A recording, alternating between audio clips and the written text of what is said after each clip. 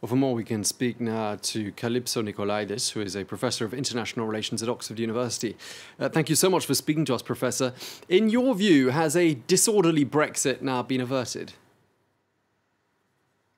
Well, it seems as though we can see today that getting to yes has called for really significant compromises on the part of Theresa May. You know this when Juncker congratulates her for being a tough negotiator. That means she's made compromises. And little reaction, really, on the part of the hard Brexiters and the press, as if they had already internalized that freedom will cost dearly. So what you see now is that, yes, as you were reporting, we have an open door for discussing phase two, the transition to a new trade deal. But the compromises we see today tell us something about what this phase two will look like. Yeah, you say that the hardliners have not given her too hard a time, but we did hear the leader of the charge, Nigel Farage, saying that the Prime Minister, Theresa May, has conceded far too much. You're saying that that's not an opinion that's very widely held then in the UK right now?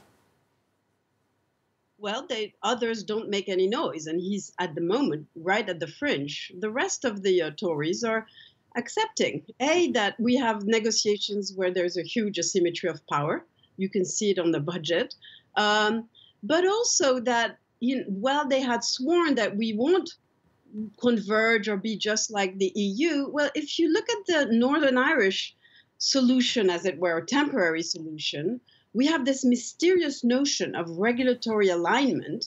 It's a kind of pedagogy for what the single market is all about. And they seem to accept that basically if you want to avoid a hard border in Ireland, they've accepted that.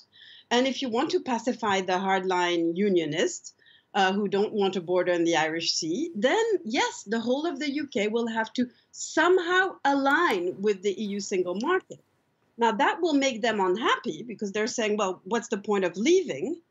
And the agreement says, well, if that doesn't work, then we'll have to have specific solutions. But we know the DUP doesn't want this.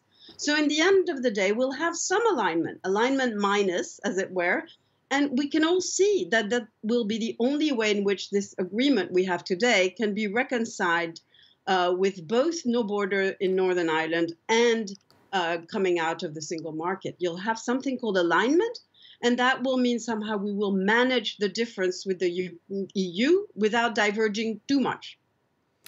And Professor, there have been some big numbers bandied around in terms of what all of this is going to end up costing the United Kingdom. Some talking about 60 billion euros. Any clearer idea at this stage of what the final bill might ultimately be? Well, people say somewhere between 50 and 60. The EU and Barnier have been always consistent saying, well, we want principles, but not figures. But if you look at the fine print of the agreement, a lot of the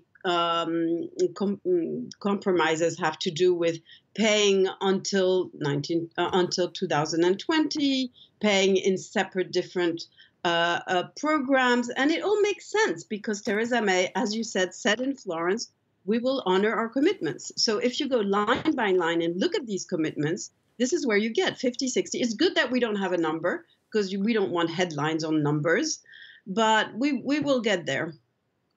Okay, thank you very much indeed for sharing that with us. Professor Calypso Nicolaidis at Oxford University, thank you so much again.